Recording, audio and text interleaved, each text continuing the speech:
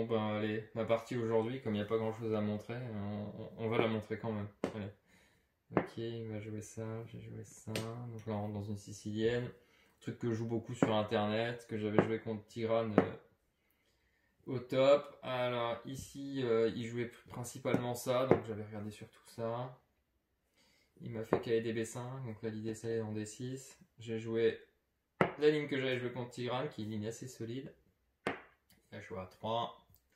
Je suis obligé de donner la paire de fous. En échange, j'arrive à jouer les 5, donc je joue pour le centre.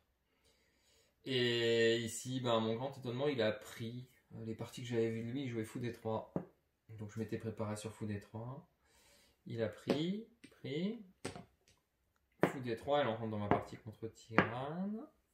Ici, et j'avais joué contre fou G4. Donc c'est la nouvelle idée qui fait nul quasiment en force. F3, et l'idée c'est fou H5, on va venir échanger en G6. Dans cette ligne, le but principal des blancs c'est de faire fou G5, qui nous embêtait. Mais avec l'ordinateur on a trouvé que on peut jouer dame B6 et résoudre le problème avec un joli cavalier E4.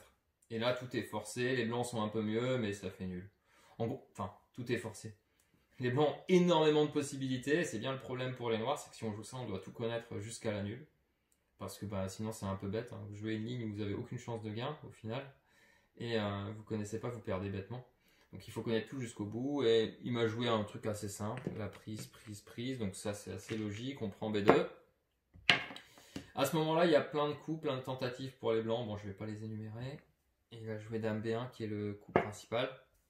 Là c'est pareil avec les noirs, on a deux versions, dame B6 ou dame prend B1, donc on peut jouer les deux, hein. Si on sait que quelqu'un est préparé, on peut peut-être switcher l'un l'autre, après s'il est préparé en général il connaît tout.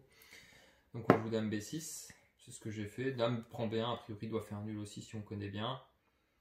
Là il va pas trop chercher, il va jouer le truc le plus logique, prend et tour B1, alors celle-ci on met parce que sinon il y a le pion A3 qui peut être en prise. Donc on joue plutôt cette tour qui ne sert à rien, qui est en F1. Là l'idée c'est fou G6, on échange. Et je pensais donc que j'allais souffrir un petit peu pour faire une nulle, tout en me disant que je connaissais quand même encore au moins 10-15 coups, donc j'étais normalement assez tranquille en connaissant encore 10-15 coups ici. Et lui m'a joué celle que j'avais à peine regardée en fait, hein, parce qu'il m'a pris ici. Normalement on échange fou, prend fou, et ensuite on prend B6 et on essaie encore de poser quelques problèmes au noir, parce qu'on doit encore récupérer nos pions. On doit jouer assez actif pour s'en sortir, parce qu'il y a quand même deux pions encore à l'aile dame là. Mais lui il a réfléchi, il m'a joué fou prend C6 qui est quand même la ligne la plus solide. Pourquoi? Parce qu'on rentre en fou de couleur opposée. Donc je prends. Et il prend le pion B6. Et quand on regarde comme ça, on se dit mince, je suis pas bien, hein, parce que j'ai un pion de moins. Il a une tour en B6. Mon pion est attaqué et moi j'attaque le pion C2, mais comment je récupère A3? Donc on se dit mince, on est moins bien. Mais finalement si on a préparé, on sait qu'on va pas trop souffrir. Et qu'au pire, vraiment au pire, si on joue très mal, il faudra défendre tour fou contre tour. Donc si vous jouez cette ligne, pensez bien à réviser tour fou contre tour. Donc pour les noirs, tout se joue sur un élément, ou deux éléments on va dire. C'est la tour sur la colonne A, donc on a le fou qui peut prendre C2, d'ailleurs c'est peut-être la ligne la plus simple, et moi j'en ai joué une autre que j'aime bien. Ça se joue là-dessus, sur le fait qu'on a une tour active, on a le fou qui tape en C2, son fou, qui trouve pas les bonnes cases, c'est-à-dire il aimerait bien peut-être défendre à 3 avec le fou et activer la tour, mais il n'arrive pas. Et aussi le mat du couloir. C'est-à-dire son roi est très mal. Donc c'est mat du couloir ou menace sur la deuxième. C'est le dernier élément. Et comme j'aime souvent le dire, la défense la plus simple, c'est la défense active. Ça, on appellera ça la défense passive. La défense active, c'est tour E8. On va rentrer en E2 et on menace tour prend A3.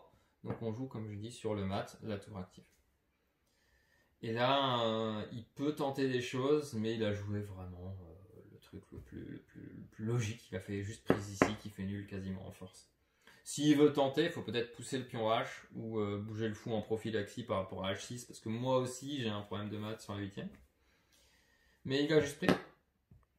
Je prends le pion A. Et on voit tout de suite qu'il ne peut pas prendre à cause du mat, que j'ai déjà dit avant. Et il va jouer tour C1. Et là on fait H6, attaque le fou. On voit bien que ce fou n'a pas de bonne case, comme je disais tout à l'heure. En D2 on l'attaque. En F4 il fait rien, donc il l'a mis en H4. D'ailleurs en F4 je peux prendre un jour en C2 si je fais tour ici parce que ça défend pas. Donc c'est encore plus dur ici pour les blancs de créer quelque chose. Au moins le fou en H4 protège en E1. Ça enlève le mat du couloir. Et là je vais jouer tour E2, menace tour A2. Il n'y a rien à faire. Bon il a même pas essayé, il veut juste jouer ça. Et ça, enfin là, il n'y a déjà plus grand chose à essayer. Et qu'est-ce qu'il m'a fait? Il m'a fait ça.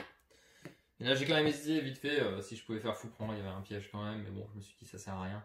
Il m'avait proposé nul d'ailleurs, mais il m'a proposé au 28ème et c'est 30 coups minimum. Donc je lui ai dit qu'il fallait attendre un peu, et puis on a changé ça.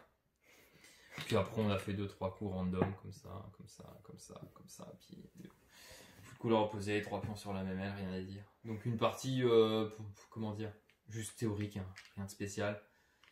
Quand quelqu'un joue ça, on peut faire nul direct, un peu comme les top joueurs, on va dire. On fait juste une nulle basique, l'adversaire joue une ligne, on souffre un peu, on fait nul. Bon voilà, si j'avais voulu jouer pour le gain, il aurait fallu que je joue autre chose et que je prenne beaucoup de risques. Et c'est pas nécessaire à la ronde 2 contre quelqu'un qui est assez fort, quoi. Donc voilà.